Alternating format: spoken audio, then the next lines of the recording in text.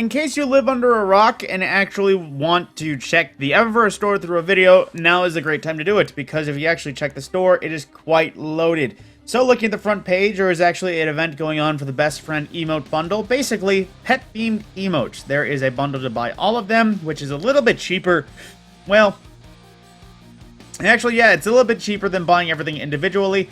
But, you know, that's a thing. So if you wish to either pet a cat, a worm, a dog, or a chicken, all of those are currently available in the store. I'm sure they're in the archive somewhere, but then now they are discounted if you wish to buy them all together.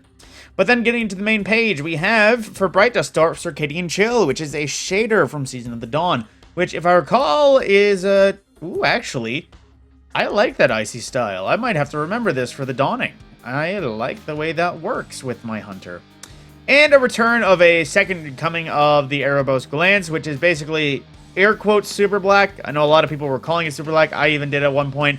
But it's basically black, but there's red glowing and some orange elsewhere, kind of. Hard to say. Clickbait is clickbait.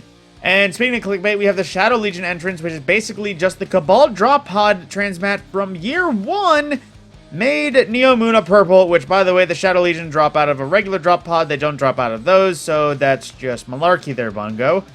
And then for Lemonarch, we have the Calipitra, or Calyptra, some sort of word like that, which is a fancy look to Lemonarch, which I didn't feel like buying it with silver, but I definitely got it with Bright Dust, because, you know, it's Lemonarch. It's one of the best bows in the game. Make it look a little fancy. And then we also have the Flamenco dance, which, I guess it's, you know, it's one of the usual dances. I don't know if it's a reference or if it's just somebody having fun in the mocap suit. But then in terms of the main store, we have Calco's Finery, a shader from Season of the Forge, aka Black Armory, which is not half bad in terms of the average look, but it's also one of those color combinations most people don't regularly go for by choice. In Coastal Suede, which is another one of those water tones, which definitely looks like if I was meant to be an Oceanside Guardian. And we also have the Polished Stone, which is definitely similar in aspect that I look a lot more aquatic, but also like I should possibly be a part of a coral reef. And we also have Golden Age Wine from Season of the Worthy, or Season 10, which, not gonna lie, the way it glows, that ain't half bad. If I wanted to make another Callus-themed look with this, that's halfway to it. Then in terms of transmats, we have the Vex Invasion effects from Season of Osiris, or Season of the Forest, I guess, which is, you know, a little casual Vex pop out. And the Heartbreaking entrance from one of the last Crimson Days, if I recall, during Season of the Chosen. And lastly, we have the Ghost Purple, which is if I recall, a literal blue rarity emote made purple and called Ghost. So there we go. And then in terms of the main items, we have the Mandolin Assistance, which, I guess this is a Bard emote, if there ever was one, but, you know, that's all to it. And in terms of our seasonal armor, I think this is one of the last times we'll see it in the store for Bright Dust, but if you wanted the helmets from the seasonal armor set currently available in the Eververse store, the helmets are currently available for Bright Dust for all 3 classes. So if you wish to get your hands on that, there you go. In terms of a ship, we have the Synth Howl, which is also from this season, which I think is supposed to be the Neomuna / Back to the Future collection, so there you go. Then the Associated Sparrow from the same set, which looks really like Back to the Future in this set, in addition to Neomuna and everything. It is well-fitting. Don't know if it's a good Sparrow in comparison, though.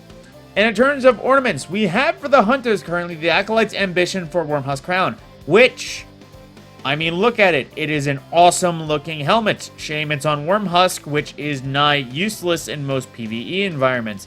And in terms of the rest of the classes, we have the 3 other helmets that I advertised in my initial thumbnail for the, what's it called? Words. I'm thinking. But, tell you what, I'm actually just going to throw them on screen. One is the Dawn Chorus ornament for, well, Dawn Chorus, it's basically a Osiris-style Dawn Chorus. And then we also have the Nordic look for Lorelei Splendor for the Titans. And then, in terms of the actual second to best thing, we have the Calefactor weapon ornament, which is taking the Forerunner Magnum and making it Black Armory Radiance with the black and red as well. Definitely approve of that one.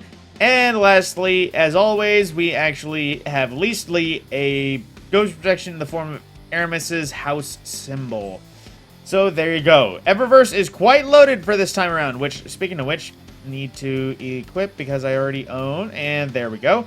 But if you're interested in any of this and don't feel like spending real money on any of it, it is currently all available for Bright Dust and will be rotating out for a season at the end of the season.